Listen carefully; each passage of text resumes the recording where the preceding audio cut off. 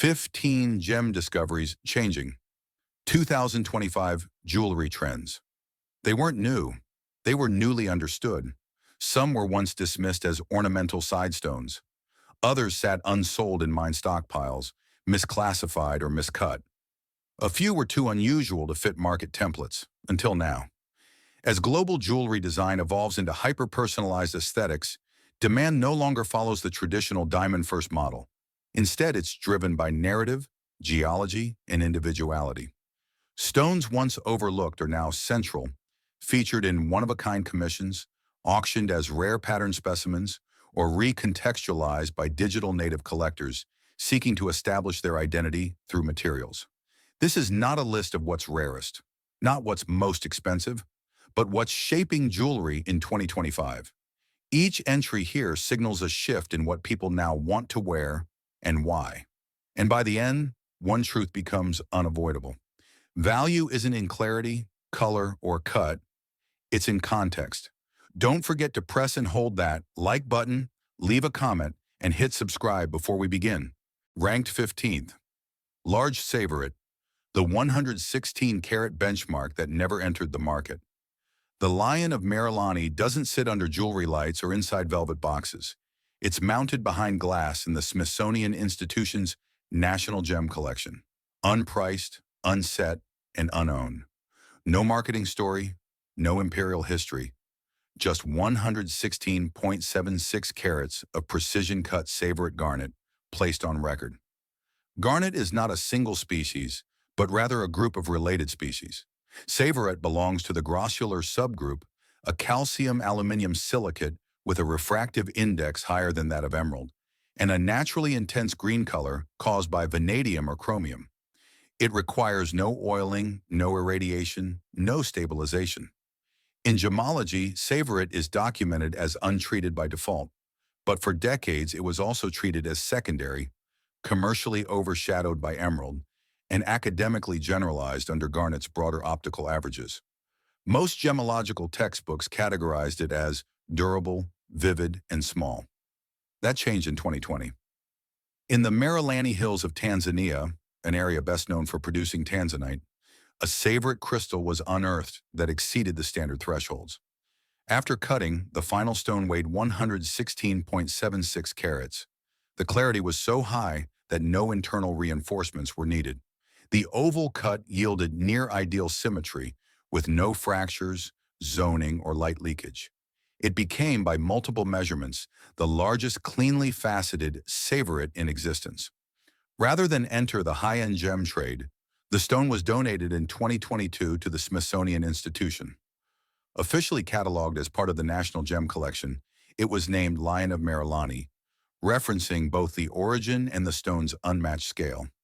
There was no auction, no marketing campaign, no commemorative jewelry release, just a data record. But that record mattered. Before the Lion of Marilani, Tsavorite had no institutional reference of this magnitude. Most faceted Tsavorites used in research labs measured under 5 carats. No grossular garnet had ever been documented at this size with matching optical and structural integrity. Its presence established a new upper range for gemologists, appraisers, and mineral collectors. The impact extended beyond classification.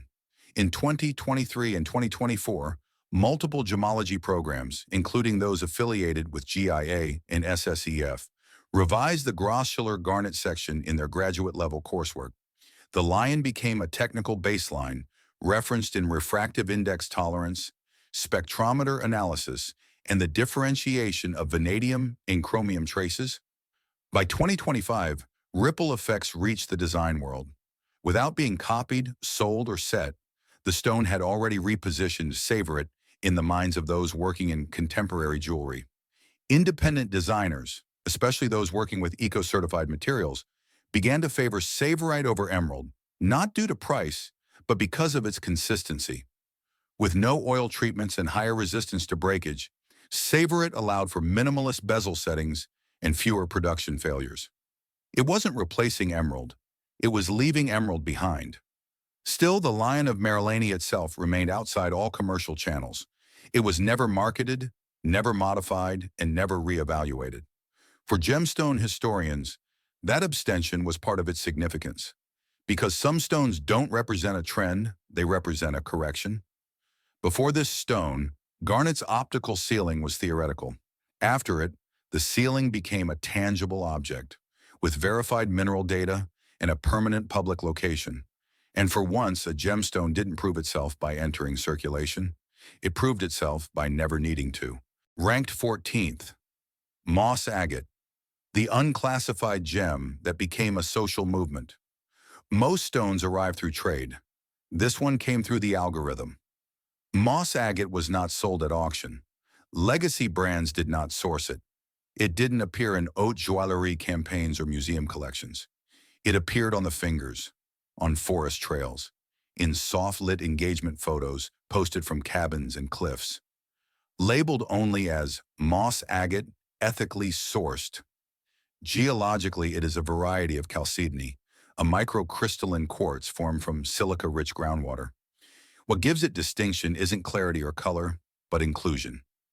Inside each polished slice, dendritic patterns of iron or manganese create branching, moss-like forms. No two are the same. They're not illusions. They're mineral residue trapped during formation, permanent, rooted in chemical stillness. Historically, moss agate was used for amulets, seals, and artisan carving. It held no royal patronage. It didn't cross borders with empires. It carried no diplomatic symbolism. For over 2 centuries, it remained in the periphery, too soft for diamonds, too common for collectors, too inconsistent for luxury. Then came a shift no dealer planned for. Starting in 2023, moss agate began appearing in engagement ring content, primarily among niche creators promoting non-diamond alternatives. The focus wasn't on market rarity, it was on visual identity, organic forms, natural patterns, stones that looked like forests trapped in glass. By 2025, moss agate had generated over 40 million views under hashtag #mossagathering across platforms. It wasn't trending for hardness or carat. It was trending for what it wasn't. Not commercial, not flawless, not traditional. Designers adapted quickly. Independent jewelers in Oregon, Quebec, and rural Japan began offering custom-cut moss agates with recycled gold bands. Etsy sellers reported back orders. Wedding blogs added sections titled Stone Forward Ceremony Aesthetics. None of this was driven by institutional demand. GIA did not issue new reports. Auction houses did not increase estimates. No gem labs altered their classifications. But public preference doesn't require top-down validation. It can move on its own. And in this case, it did. Moss agate became a symbol of aesthetic disobedience. Stones chosen not for tradition, but for personal alignment. The patterns inside each gem were not graded. They were interpreted. Some saw trees, others rivers, others silence. Still, the gem remained what it always was. Quartz with dendritic inclusions, no new treatment, no rediscovery, no price surge, only placement, only choice. By mid-2025, moss agate had been featured in over 20 design exhibitions, not in vaults but in living rooms, online archives, and local maker shows. It was not elevated, it was included. There was no gemological reappraisal, no statement of reclassification, no corrected literature, just a pause. A moment where a stone, long dismissed as decorative, became part of something personal. Not rare, not expensive, not collectible, just worn. Ranked 13th, Imperial Topaz, the untreated stone that designs around its own light. On a workbench in Sao Paulo, a single topaz lies unmounted. Oval, untreated, flame orange. Its color isn't deep, it's directional. Slight changes in tilt reveal threads of copper, then gold, followed by a brief wash of rose. No spotlight is needed, it's self-lit. This is Imperial Topaz, the only variety of topaz that is not irradiated, heated, or treated with dye. Its color comes from chromium, bonded inside the crystalline lattice during hydrothermal formation. It's found almost exclusively in a single region, Ouro Preto, Brazil. The stone is not rare in geology, it is rare by extraction. Imperial topaz forms in narrow seams of silica-rich pegmatite, often trapped between a more complex matrix. Large crystals break easily. Clean specimens must be hand-mined, not blasted. Each misstep reduces yield. That's why, even in 2025, commercial output remains tightly controlled. But that scarcity alone is not what returned it to the global stage. In 2024 and 2025, a shift occurred, not in gem sourcing, but in gem lighting. Designers began building collections meant to be viewed under low artificial light, such as lamplight, candlelight, or ambient settings. In those conditions, Imperial Topaz projected light from within, outperforming both yellow sapphire and champagne diamonds in warmth and saturation. It didn't refract like a diamond. It didn't glow like Moonstone. It didn't burn like ruby, but it held one directional plane at a time. For studio jewelers, it became a material of intentional illumination. Used in asymmetric designs, modernist frames, and non-metal settings, the stone's refracted color required no side stones or embellishments. Its tone shifted with skin contact and ambient color, making each setting location specific. By mid-2025, the topaz was featured in collections in Milan, Kyoto, and Antwerp, not marketed but selected. It wasn't framed as a revival. It wasn't priced as lost. It simply answered a need for brilliance without voltage. What made it work now also made it work then. Centuries ago in Ouro Preto, the same directional color was observed, not under jewelry lights, but in daylight haze. The crystals, pulled from seams no wider than a finger, were rotated by hand in the sunlight to assess their axis color. Stones that passed this test were set aside, not for cutting, but for court. The only difference now is who handles them. Before the studios, before the lamps, before 2025, the stone was lifted from a seam at a 30-degree incline. It was rotated once in clouded light. Held, not for what it would become, but for what it already did. Ranked 12th. Star Sapphire, a gem that doesn't shine, it aligns. In most settings, star sapphires are not visible. They aren't brilliant. They aren't clear. They don't flash. They aren't chosen for hue. But when held under a direct point of light, they move. Not themselves, but their surface. A star formed by rutile needles inside the corundum structure appears and disappears with angle and control. That effect, asterism, has existed for centuries, but it was rarely used deliberately. Most star sapphires were framed as curiosities, not materials. Their opacity made them commercially weak. Their reflection was hard to photograph. Their stars faded under diffuse lighting. In 2025, that became an advantage. Designers working in post-digital formats began rejecting sparkle. Brilliance became optional. Clarity became disruptive. Instead, predictable movement, light that changes at specific angles, became a design tool. Star Sapphire matched that need exactly. It required no facets, no prongs, no filtering, just orientation. At a 32-degree offset from a halogen lamp, the six-pointed star appears. At 33 degrees, it fades. No editing required.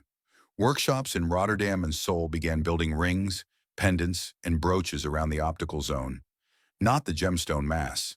The sapphire was cut en cabochon, then placed behind diffused light channels, hidden within matte metals. The result was not beauty, it was a reaction.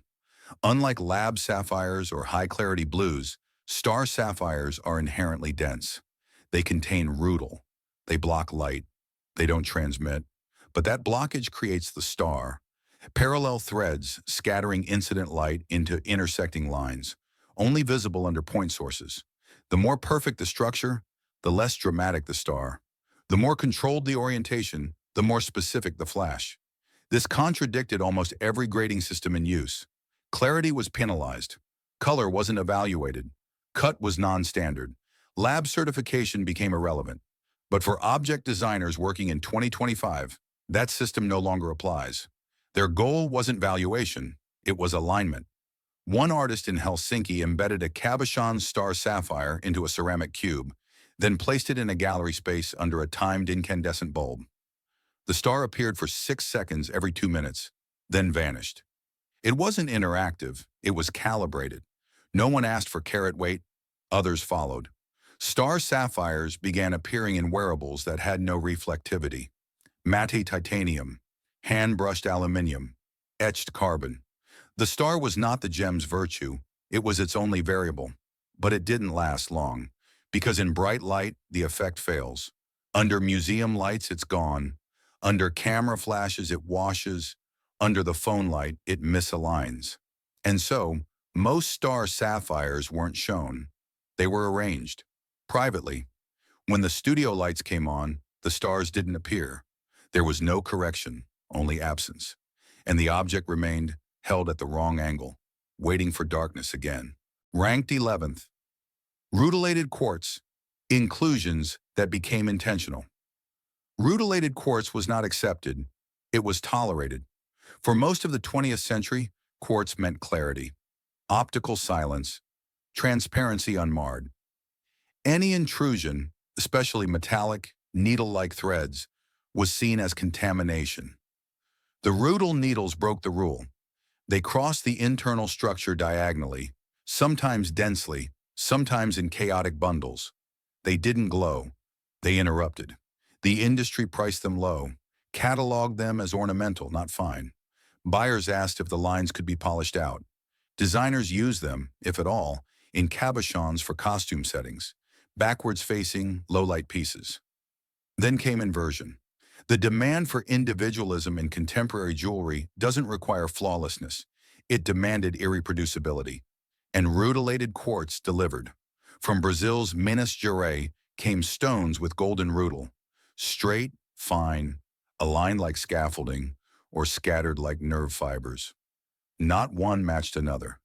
Not one could be copied. Each held internal architecture that no microscope could replicate. Workshops in Kyoto and Antwerp began faceting the stones, not to maximize brilliance, but to build internal light cages. Every facet edge became a mirror for the rutile lines, multiplying them until the interior looked like engineered chaos. Jewelry houses adapted. They mounted the quartz above mirrored backs, used shadow gaps instead of bezel settings, and lit them from underneath. There was no effort to hide inclusions, only to frame them. By 2025, rutilated quartz appeared in curated drops, not open stock. It was no longer sold by weight, but by pattern, specific arrangements such as bursts, crosses, or filament networks, which attracted buyers. A 24-karat oval with reticulated gold rutile set in hollow titanium fetched more at Art Basel than a sapphire of the same size. And yet, there was no standard to reach, no grading system to chase, no single look to copy. Each stone sat holding its own geometry. Seen, not corrected. One stone, 3 golden needles crossing in silence. No two ever crossed the same way again. Ranked 10th. Rainbow Moonstone, a gem that responds only within limits. Some stones respond to the environment. Others only respond to interference. In 2025, several design studios withdrew from high reflectivity materials. They stopped using diamonds, avoided high-clarity quartz, rejected all lab-grown stones with perfect brilliance. In their place, they began installing feldspar, not for color, not for fire, but for what it refused to do. Rainbow Moonstone, sourced mainly from Madagascar, was selected not because it glowed, but because it didn't. The designers weren't seeking brilliance. They were testing limits, how little light a stone could withstand before responding, how slight an angular shift would be before iridescence would appear, how slowly a viewer had to move before the surface changed tone. It wasn't about beauty, it was about reaction under pressure-controlled light. The material itself wasn't ideal. Rainbow Moonstone fractures easily. It has an inconsistent body tone. It isn't easy to calibrate. It reacts poorly to LED. It overreacts under halogen. Some pieces flare green, while others flare purple. Most fail under white balance correction. That was acceptable, because in this case, the failures weren't disqualifying. They were the material. One piece in Tokyo was set into a titanium grid with shadow diffusers. The stone was recessed, not forward-facing. The surface couldn't be touched. The viewer couldn't see anything until the ambient light dimmed and the floor beneath shifted. Then for a moment, a pale glow appeared across the surface. A line, then gone. There was no color grade, no lab report, no treatment information, just feldspar, transparent, then not. Another installation in Stockholm used 16 rainbow moonstones arranged in a slow-moving rail system. None of them lit simultaneously. Each turned slightly as the motor shifted. Some sparked, others stayed opaque. The whole setup relied on user patience. If a viewer stayed too long, the effect faded. If they moved too fast, it never activated. In standard retail, this behavior is a flaw. But in constrained light design, it became the whole point. Rainbow Moonstone doesn't reward attention. It punishes excess. Too much light, and the color fractures. Too little, and it flattens. It is only visible in narrow atmospheric windows, between glare and shadow, angle and rest.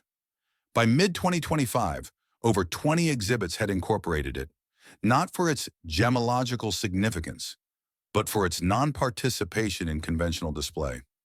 Designers used it to resist expectation. The stone didn't invite inspection. It required calibration. No statement pieces were made. No investment-grade lots were released. No new cutting styles were introduced because it couldn't be scaled. It didn't optimize. It didn't intensify. It stayed just under response. The final test light was activated. 3 stones flared, 1 muted. No adjustments were made. The sequence ended. No interpretation followed. Ranked 9th. Sunstone. Schiller, not sparkle. No focal point. No uniform cut. No theatrical sparkle. In late 2024, a sequence of custom commissions emerged from Oregon's independent lapidary circles. They aim to create pieces that move like copper in water. Jewelry not built for brilliance, but for defiance. One material met the brief without compromise. Sunstone, mined from Oregon's high desert, did not enter as a novelty. It came as a contradiction. Its crystal structure, a feldspar of the labradorite branch, was already known to interrupt light with diffused interference. But what surfaced from newer cuts went beyond expectation. It wasn't shimmer. It was an interruption with intent. The effect, formerly termed eventurescence, came from copper platelets suspended in the crystal lattice. When those platelets aligned, often by accident, never by precision, they caused light to break not outward, but sideways, in chaotic fields of gold, bronze, and deep orange. This wasn't brilliance. It was resistance made visible. Oregon's Sunstone was already geologically distinct from India's or Tanzania's. But in 2025, the Schiller variant from the Dust Devil mine began to be treated not as an inclusion, but as the whole point. Artisans stopped polishing for clarity. They started cutting into the copper, deliberately exposing platelets instead of avoiding them. At that moment, the stone's relationship with the jewelry world inverted. No longer a lower-tier feldspar alternative, Oregon's Sunstone with prominent Schiller became the lead in one-of-one commissions, especially in ethical or anti-diamond movements. The copper wasn't just tolerated, it was requested. Designers marked them as fractured flame or copper light patterning. Celebrities, auctions, or TikTok virality didn't drive its rise. It was driven by a movement away from polish, away from symmetry and the illusion of perfection. In the year's major gallery showings, from Portland to Berlin, Oregon's Sunstone was no longer cut to sparkle. It was cut to disturb. Those who worked the stone in 2025 didn't treat it as a gem. They treated it as a material event. And no market summary was ever published. No investment wave followed. No central registry was kept. But the National Lapidary Survey recorded one line in Q3. Regional demand for high-seller Oregon Sunstone rose 230% year-on-year. Primary buyers were single-batch designers and counter-commercial artists. No mainstream coverage followed. It didn't need one. Ranked 8th, Ethiopian Opal, hydrophane, and the collapse of color expectations. For decades, the word opal evoked a single image: Australian stones with a stable, dry fire in milky or black body tones. Everything else was dismissed. Then Ethiopia entered the gem trade, with a material so radically different it was almost disqualified. Its signature? Hydrophane. A property so disruptive, it reframed what opal could mean in both science and design. Ethiopian opals, first discovered in the early 1990s in the Shewa province, and later expanded through the prolific wallow deposits, challenged assumptions based on their chemical composition. Unlike Australian opals, which remain inert, Ethiopian opals absorb water, sometimes gaining up to 10% of their weight in the process. Their internal structure is not fully silicate hardened. Instead, they possess open pore networks that swell or contract in response to humidity changes. This volatility was a nightmare for traditional gem dealers. A polished gem could become cloudy or crack simply due to atmospheric changes. No consistent behavior, no stable grading, no long-term predictions. But designers in 2025 stopped demanding that kind of behavior. Instead of seeing hydrophane as a flaw, they treated it as an evolving feature. In studio settings, they manipulated light and humidity to stage temporary transformations in the opals. Colors flared, dulled, and shifted under the camera, allowing for dynamic installations. Some fashion houses even enclosed Ethiopian opals in semi-permeable resins, using microclimate engineering to stabilize and amplify play of color for short-run couture. Culturally, Ethiopia's emergence as an opal power was also a rupture in narrative. For over a century, the gem market centered Australia as the exclusive source of quality opal. Ethiopian material, with its vast color palette and often clearer body tones, became a visual counterpoint, less mystical, more present, less opaque, more intimate. It didn't sit buried in the stone trade's historical archives. It demanded new vocabulary. By 2025, Ethiopian opals had become a core material in jewelry, not because they met old standards, but because they broke them. In a moment where legacy gemology faltered, this gem offered a new axis: adaptability over permanence, interaction over stability, phase change over fixed identity. The wallow mines saw their first major commercial rush in 2008. The trade resisted them until 2015. By 2020, stabilization labs had quietly risen. In 2023, an opal ring's hue shifted during a live Fashion Week broadcast. And by 2025, the question was no longer whether Ethiopian opal belonged, but how long could other gems afford to stay still? Ranked 7th, Morganite, the quiet surge of peach-tone power. Morganite doesn't shout, it doesn't fluoresce, doesn't color shift, doesn't promise secrets under UV light. For years, that made it forgettable. A pinkish beryl, lighter than ruby, quieter than tourmaline, safer than kunzite. But in 2025, silence sells. And Morganite, once dismissed as ornamental filler in the beryl family, became the unlikely anchor for a generation of minimalist collectors, high-end wedding jewelers, and volume resale designers. First identified in Madagascar in the early 20th century, Morganite was named after financier J.P. Morgan, not for prestige, but for association. Its geological composition mirrors that of aquamarine, colored by traces of manganese. What distinguishes it is tone, not flash. The finest Morganite is presented in blush, peach, or pale salmon hues, often untreated and occasionally heated to remove yellow tones. It doesn't deepen in value with saturation, it rises with restraint. In the post-pandemic era, soft pink stones assumed new roles. They didn't scream wealth, they implied balance. In engagement rings, Morganite outsold many traditional diamonds on custom platforms. Its pricing, less than 5% of the equivalent carat in fancy pink diamond, made it accessible. But its growth wasn't just economic. It aligned with a broader shift in luxury philosophy from one of scarcity to one of aesthetics. By 2025, key jewelry houses introduced Morganite in unorthodox cuts: trillion, kite, half moon, set against titanium, brushed gold, or matte platinum. Designers emphasized negative space. The gems weren't centerpieces, they were suspensions. In this framework, Morganite didn't have to compete with the saturated reds of ruby or the high-energy blues of sapphire. It existed in its own color logic: interior, diffused, architectural.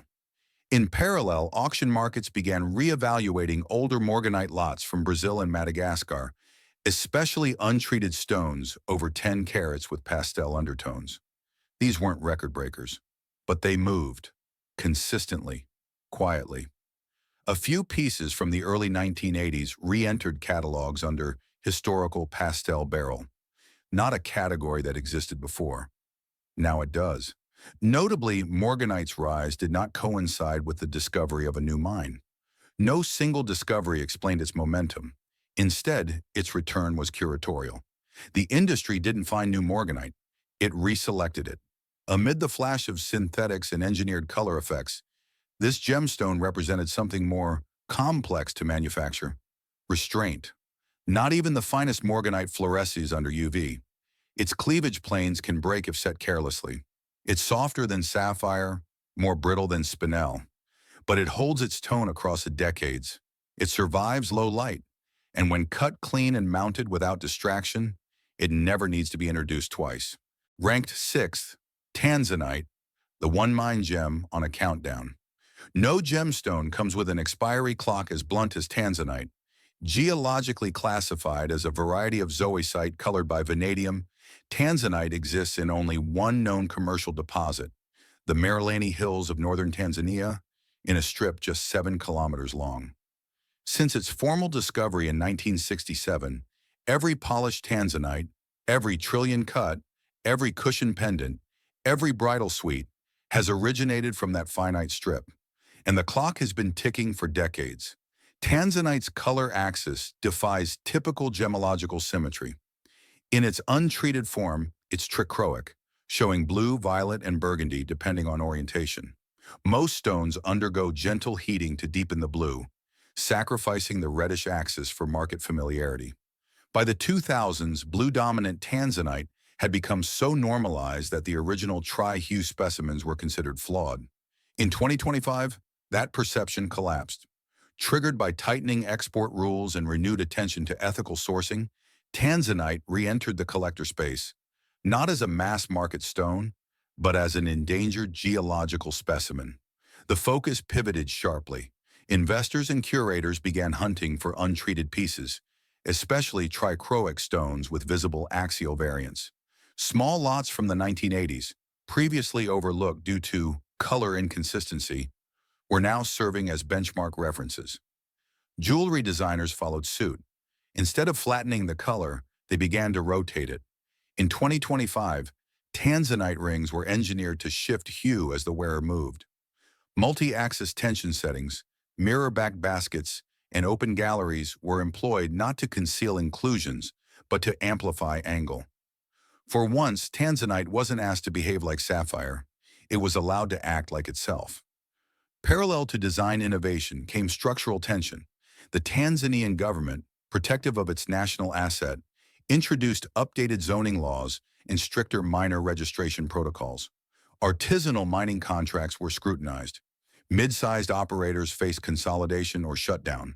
Several export channels collapsed entirely. The result wasn't immediate scarcity, it was predictive scarcity. Markets responded accordingly. Auction prices did not spike overnight, but the language surrounding Tanzanite changed. No longer framed as blue alternative, it became final phase single origin.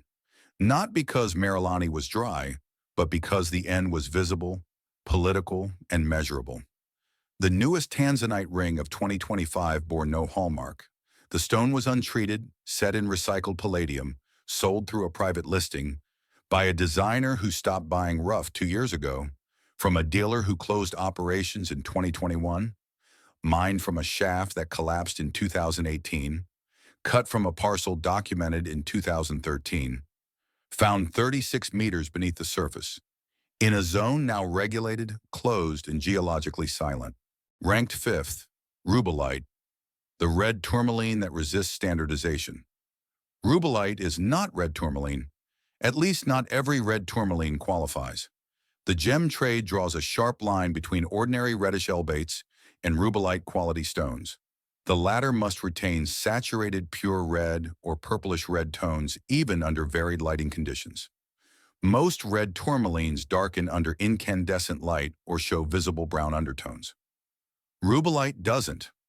That alone places it in a subset so rare it fractures even within gemological classification. Chemically, Rubellite belongs to the elbate group, with manganese as the primary chromophore. It forms in pegmatitic environments, often alongside lepidolite, quartz, and feldspar, but rarely in gem-grade purity without zoning or fractures. Brazil, Mozambique, Nigeria, and Afghanistan are among the primary sources, yet in 2025, the defining origin was not geography, it was behavior. Collectors began to notice that high-quality rubellites, particularly those from older Brazilian and Mozambican mines, demonstrated optical resilience. The color stayed true across multiple lighting conditions, from warm, museum-grade halogens to cold LED white. This became a litmus test. If a red tourmaline shifted orange or brown under artificial light, it was demoted. If it remained, it would enter the elite tier, true rubellite. The market shifted with this recalibration.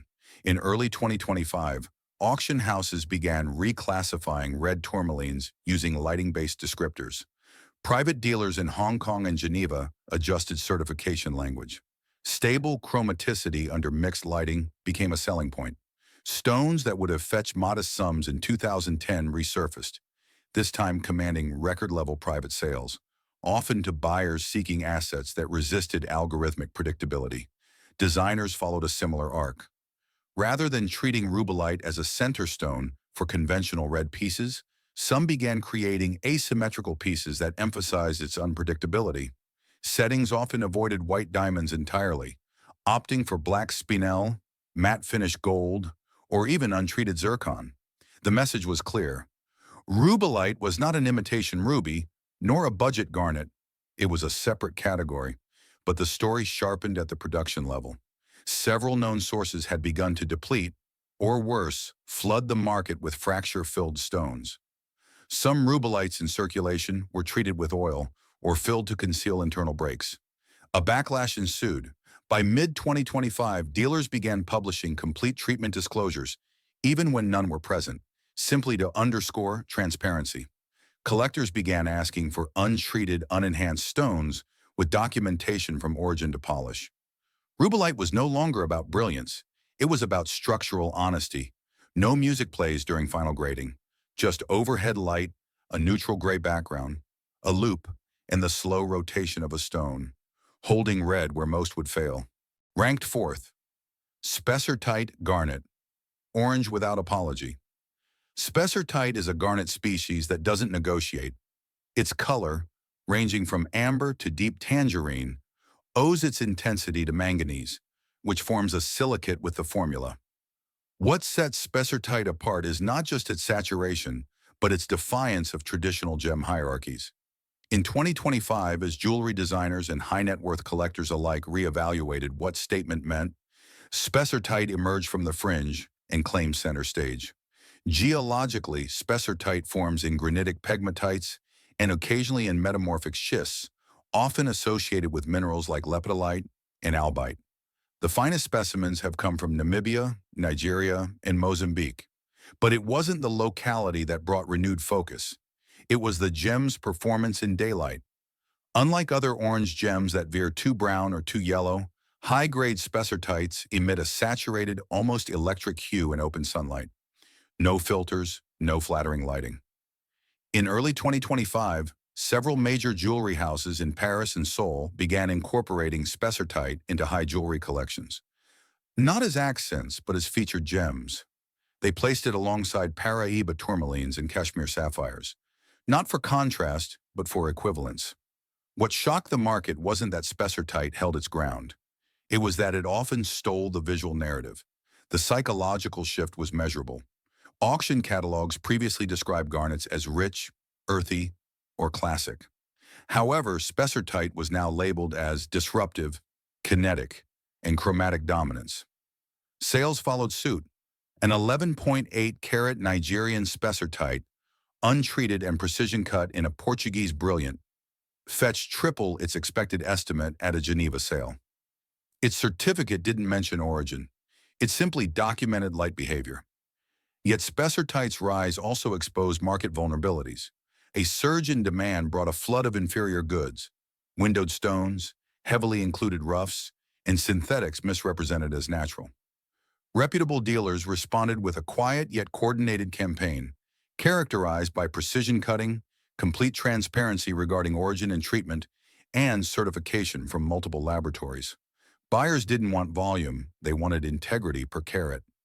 In design language, Spessartite's dominance wasn't about symbolism. It wasn't repackaged as sunset or flame. It was left uncaptioned. The stone didn't need metaphor. It overpowered visuals on its own. Some collectors, notably in Los Angeles and Milan, began commissioning monochrome rings, Spessartite alone, with brushed platinum or matte ceramic, to emphasize the orange without distraction. By mid-2025, even conservative investors had taken notice. While Spessartite remained more accessible than ruby or emerald, its top-end tier became tightly controlled. Several mines reported exhaustion of fine material. Mozambique's premium zones saw a steep decline in production. In response, stones above 10 carats with clean internal structure began receiving long-term hold valuations. The stone was no longer just a trend. Its supply was not easily replaced. There's no engraving, just weight, light, and color so concentrated it shadows everything near it. Not rare by declaration, just by consequence. Ranked third, Tsavorite Garnet, the recalibration of green. Tsavorite is a grossular garnet colored by vanadium and chromium with a refractive index of 1.740 to 1.760 and Mohs hardness of 7 to 7.5. On paper, it's stable, wearable, and brilliant. But 2025 made it something else, central. The origin story begins in the Tsavo region of Kenya, where Campbell Bridges first identified the stone in the late 1960s. However, the global appetite remained modest, overshadowed by emeralds and overlooked by investors. That changed when a recent extraction from Block B of the Miralani Hills, less than 50 kilometers from Tanzanite mines, yielded several large, eye-clean specimens with saturated, evenly distributed green. Among them, a 32.9-carat cushion cut now referred to in lab records as the Miralani prism. Unheated, untreated, documented. The specimen didn't enter auction. It didn't need to. Before going public, it triggered a pre-sale deal between two institutional gem buyers, one in Tokyo, the other in Geneva, with rights split among research, insurance, and private display. The final price was undisclosed, but customs filings from both countries were amended within 36 hours of the transfer. More importantly, the stone recalibrated what designers wanted from green. Emerald fatigue, driven by stability issues, oil treatments, and overexposure, created a vacuum. Tsavorite filled it with physics, higher brilliance, better toughness, and no enhancements. The gemstone's dispersion and clarity have become a statement among jewelers in Hagen, Kyoto, and Vancouver, who are actively shifting away from legacy dependency. Designers in 2025 didn't flank Tsavorite with diamonds. They carved it into negative space bangles, tension-set rings, and modular brooches. One New York atelier worked exclusively with untreated garnets all year. When asked why Tsavorite was suddenly essential, their creative lead replied, "We didn't discover it. We finally stopped resisting it." Lab submissions confirmed the trend.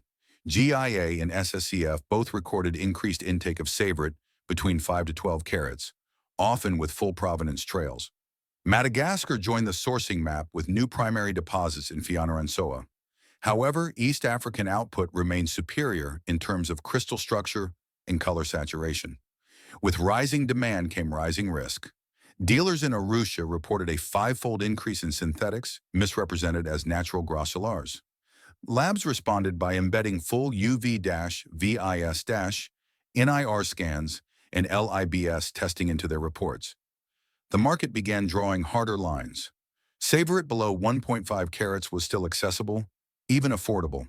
But anything above 5 carats, with clean clarity and no windowing, became part of private portfolios. Jewelers didn't advertise them. Collectors didn't list them. The stones entered circulation like private art, not through showrooms but through contracts. And then came the demand spillover. Chrome diopside, once considered a soft alternative, saw a short-lived spike in interest, only to collapse under the weight of its lower hardness and oily appearance. It wasn't enough to be green. The market had raised its standards, permanently. 2025 wasn't the year Tsavorite was discovered. It was the year the trade record updated its definition of value. and entered a new column under permanent holdings. Ranked second, Paraíba Tourmaline, the market that refused to speak. A 4.56-carat electric blue tourmaline, certified as Brazilian origin, entered the Tokyo auction circuit in February 2025. It didn't reach the catalog. It came 3 phone calls. On the 4th, it disappeared, without a lot number, public record, or press release. This was not rare for Paraíba tourmalines. It was protocol.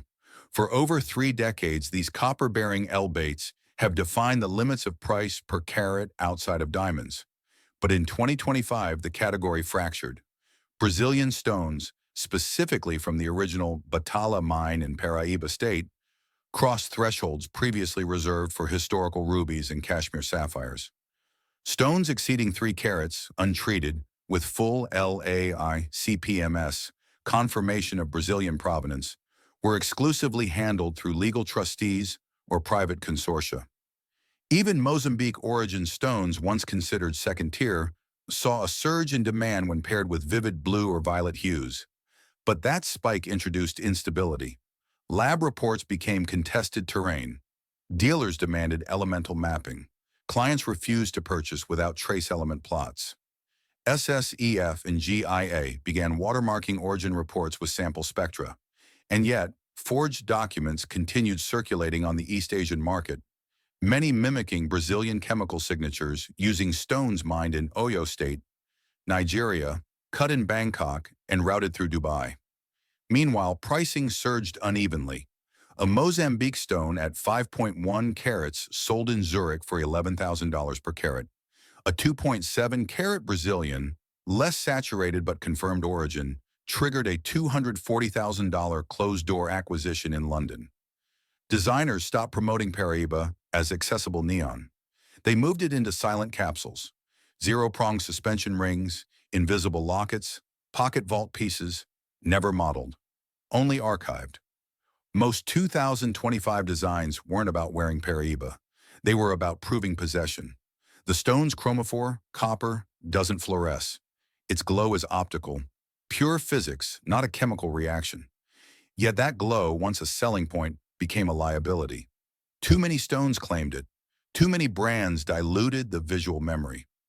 As the market matured, public auction houses began to reduce their Paraíba inventory, not for lack of supply, for lack of certitude.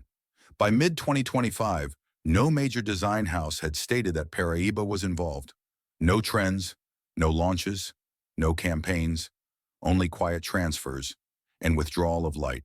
In first place, Spinel, the stone that refused to imitate. History didn't forget Spinel. It simply mislabeled it and continued to do so. A gem sat on the imperial state crown of Britain for over 600 years. It was admired, named, and preserved as a ruby. It wasn't. It was Spinel. Centuries of cataloging didn't change the stone's structure. Museum lighting didn't alter its refractive index. But value was dictated by classification. Ruby held it. Spinel mimicked it. Or so the story went. In 2025, that narrative collapsed. Across trade shows in Geneva and Hong Kong, top lots weren't Burmese rubies. They were Spinels, from Myanmar and Tanzania, sold under their real name, with no apologies for not being corundum. What mattered wasn't the name. It was what they did under light. Red spinels from Mogok, saturated, chromium-rich, unheated, commanded attention for their uniformity. No zoning, no extinction, just red, consistent, loud without flaw. Mahenge Spinels, mined from metamorphic zones in Tanzania, entered the market with no royal history or European legacy, but the neon pink glow, internal, not fluorescent, bypassed ruby entirely. It didn't matter what it resembled, it mattered that no ruby looked like it. Designers abandoned ruby frameworks. They didn't set Spinel as a substitute.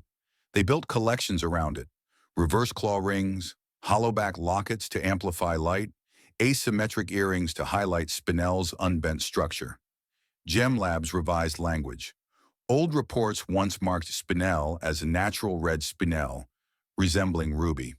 New reports said, natural Spinel, type 2, no resemblance noted. Valuation followed.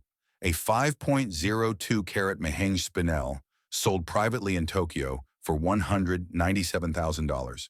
The buyer asked for no ruby comparison, no corundum reference, just a confirmation of locality and absorption pattern. The crown that once misnamed Spinel as ruby was never corrected. But markets, much slower than museums, did. By mid-2025, ruby wasn't losing ground. It was standing alone, and Spinel wasn't catching up. It had left the comparison. The gem, once called an imposter, was never trying to be anything else. Only the market was pretending. No single gem dominated this cycle. Instead, the shift came from decentralization, of taste, of geography, of values. Designers moved toward opacity and texture. Collectors searched beyond carat to origin story. And for the first time in decades, some of the most in-demand materials came not from legacy houses, but from overlooked miners, local cutters, and first-time dealers. Across continents, archives of the trade began adding new entries. Tsavorite, from rejected green garnet to centerstone. Rutilated quartz, from inclusion to intentionality. Rubellite, from too red to just red enough. Paraíba, from Brazilian anomaly to global benchmark. 2025 didn't create these stones. It recorded how they were finally understood. And that, in the end, may define the era. Not what was discovered, but what was recognized.